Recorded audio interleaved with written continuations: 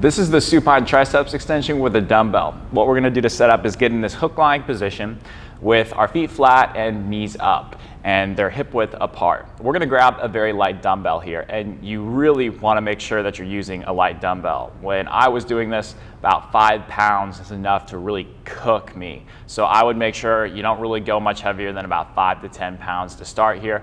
5 is probably best. So we're gonna grab that dumbbell and we're gonna get our elbows stacked just above our shoulder right here. So you have a perfectly straight line towards the ceiling. And then what we're gonna do is bend our elbow so that way the elbow and the inside of it is facing perpendicular to the wall over there. So you're always going to maintain this elbow facing directly that way. If the elbow ever faces any other direction, you've probably extended or flexed your arm too much. So we've got this perfect 90-degree angle right here. Great.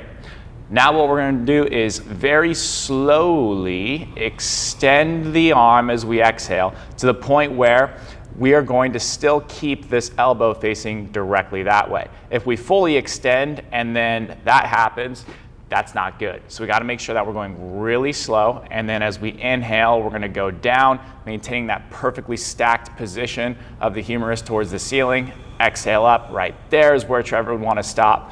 Even if he's short of fully locking out his elbow, that's totally okay.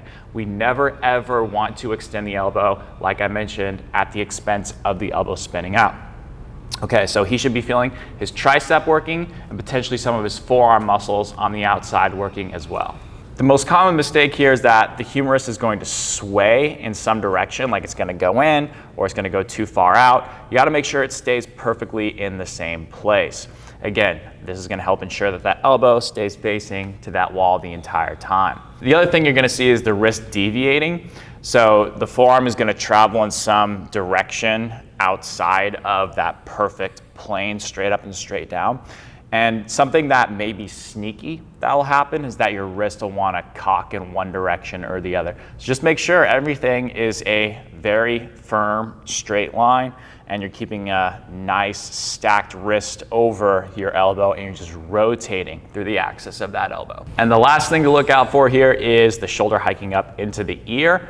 Make sure that you have, again, if you have any intention to keep that straight line right there, that is all the way down into the bottom of the shoulder right there. So just make sure that you're not getting tired and starting to have that elbow or arm move on you.